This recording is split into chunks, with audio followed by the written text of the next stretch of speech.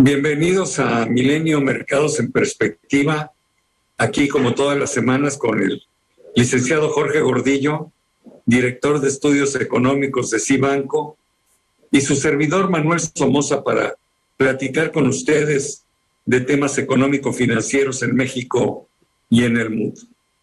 Como siempre, empezamos diciendo cómo estuvo la semana en las distintas bolsas del planeta. Les diría que fue una semana verdaderamente desastrosa. No hubo una sola bolsa con utilidades, todas tuvieron pérdidas francamente importantes. En Asia, en niveles de 2,5% en Japón, 1,22% en China. La bolsa europea, el Eurostock 600, perdió 4,3%. Los tres principales índices en Estados Unidos, el Dow, el Standard & Poor's y Nasdaq, perdieron 3,4%, 4,6% y 5% respectivamente. La Bolsa Mexicana de Valores tuvo una contracción del 3,28%. El euro se depreció 2,96%, ya está en 0,97 contra el dólar, y el peso mexicano tuvo una pequeña depreciación de 0,46, o sea que mercados muy malos. Y la razón fundamental es que la preocupación sigue siendo la inflación, y más que la inflación, la medicina para curar la inflación. Como bien sabemos, esa medicina se llaman tasas de interés, y las tasas de interés van al alza prácticamente en todo el mundo. En la semana que terminó, la decisión más importante la tomó el Banco Central más importante del mundo, que es la Reserva Federal, que anunció sin sorpresas una alza de 75 puntos base a su tasa de referencia. Es decir, subió la tasa de interés en Estados Unidos del 2,5 al 3,25%. Pero hasta ahí las cosas no representaban ningún problema. Sin embargo, después del anuncio, cuando se dio a conocer el diagrama de puntos que tiene la Reserva Federal, que es un sistemita bastante simpático donde 18 miembros de la Fed dicen dónde piensan que va a estar la tasa de interés en distintos periodos, esto fue lo que puso los mercados de cabeza. En este diagrama de puntos, la conclusión fue que de estos 18 participantes, el promedio piensa que la tasa de interés este año va a terminar en 4,40. ¿Se acuerdan que el señor Powell nos había dicho a principio de año que iba a terminar en 0,75? Bueno, pues ya vamos en 4,40. Pero para diciembre del 23 esperan que suba a 4,60, lo cual es una pésima noticia si es que esto sucede, porque esto significa que vamos a tener una tasa alta durante todo el año entrante, y esto, bueno, pues va a limitar el crecimiento económico. Y la expectativa para el 2024 ya está demasiado abierta.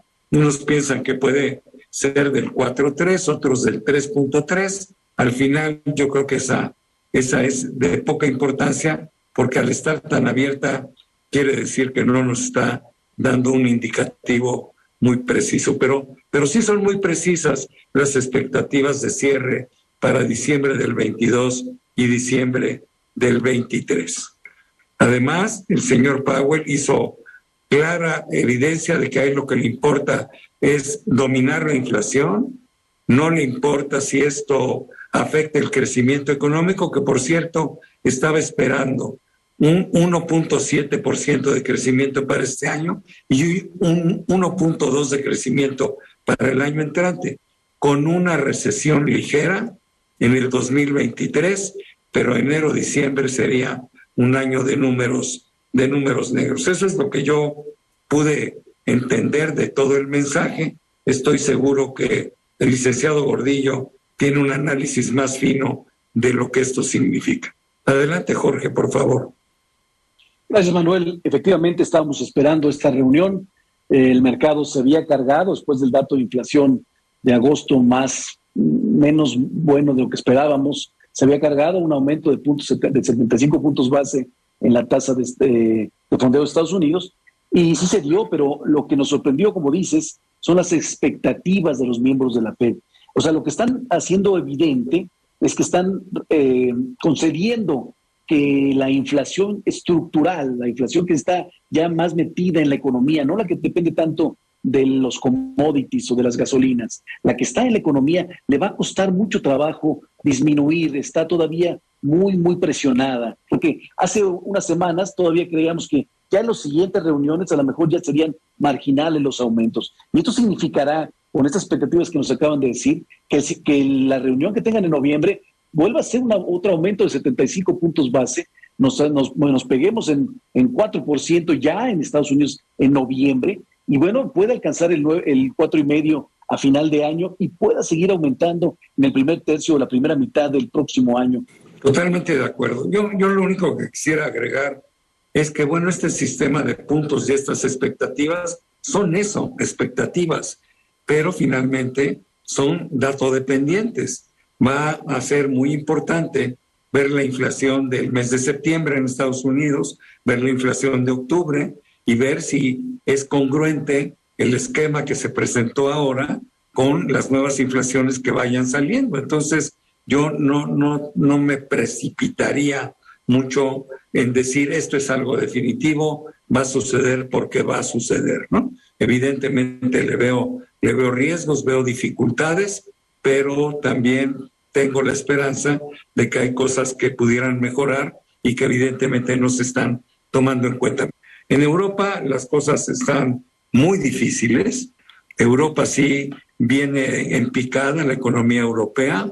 Ahí sí seguramente va a haber una recesión más seria. Lo que le está provocando es la crisis de los energéticos que le afecta de norte a sur, el problema de la invasión con Ucrania.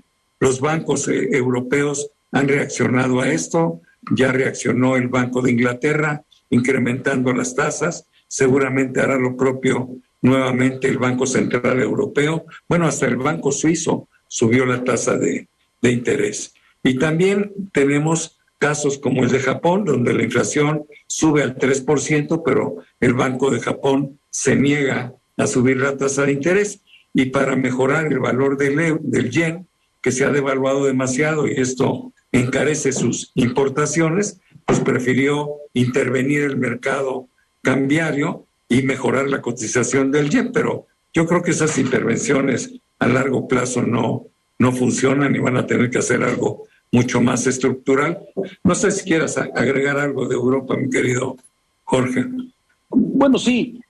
Lo que pasa es que está muy dependiente toda esta situación, esta fragilidad y esta preocupación de recesión al tema energético. Está muy dependiente todavía Europa del energético ruso.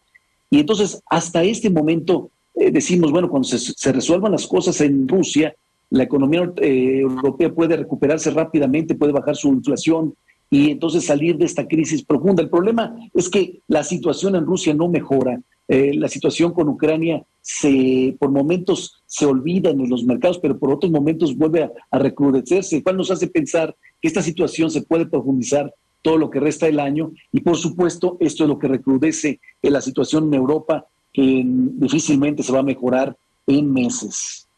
Totalmente de acuerdo. Me gustaría pasar a México, porque aquí tuvimos también información de la inflación, no fue buena. La inflación del mes, de la primera quincena del mes de septiembre fue francamente mala, 0.41. Eso llevó la acumulada últimos 12 meses a niveles del 8.77, con un incremento importante también en la inflación subyacente. Y a mí no me queda ninguna duda de que la semana entrante Banco de México va a tener que subir por lo menos 75 puntos base, por lo menos lo mismo que la Reserva Federal, que no lo habíamos previsto en ninguna parte de los esquemas que hemos estado platicando a lo largo del año. Y en el peor escenario podíamos tocar hasta los 11%, a lo mejor en el primer trimestre del 2023. La noticia honradamente no es buena. Sorprende que en este panorama, sorprende a mí por lo menos mucho, la fortaleza del peso.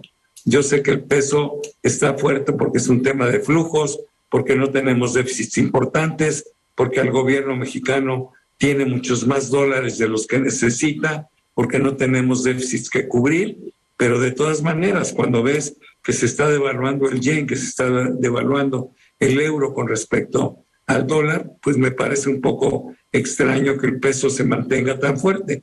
Creo que las razones internas son las que nos dan la razón, pero bueno, pues hay que tener cuidado porque los factores externos lo pudieran afectar.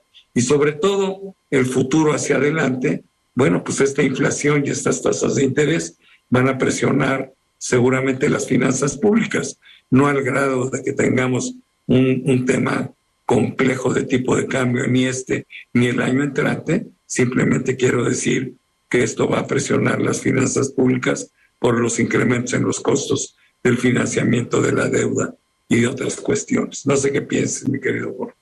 Bueno, en cuestión del tipo de cambio, nosotros creemos que es un fenómeno que hoy le juega a favor, que posiblemente se va a revertir en los próximos años y le va a jugar en contra, no al grado de generar una depreciación preocupante, pero sí al grado de poner a la moneda en niveles un poco más que se parezcan a los fundamentales. Ahora, en el tema de inflación, creo que vale la pena remarcar, ya la inflación ya confirmó que está por arriba ya de Estados Unidos. Estados Unidos tiene otro camino al que tiene México. A México le va a costar más trabajo bajar la inflación porque al tener subsidios en varios productos como la gasolina, te ayuda en la alza.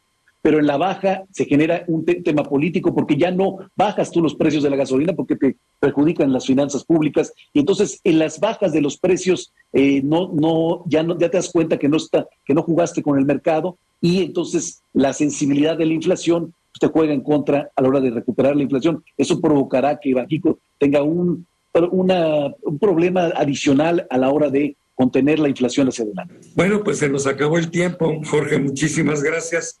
Ya veremos la semana entrante qué es lo que nos dice Banco de México en su reunión de política monetaria. Te agradezco mucho tu participación, pero sobre todo le agradezco a usted que esté con nosotros aquí semana a semana en Milenio Mercados en Perspectiva. Nos vemos la próxima semana. Muchas gracias.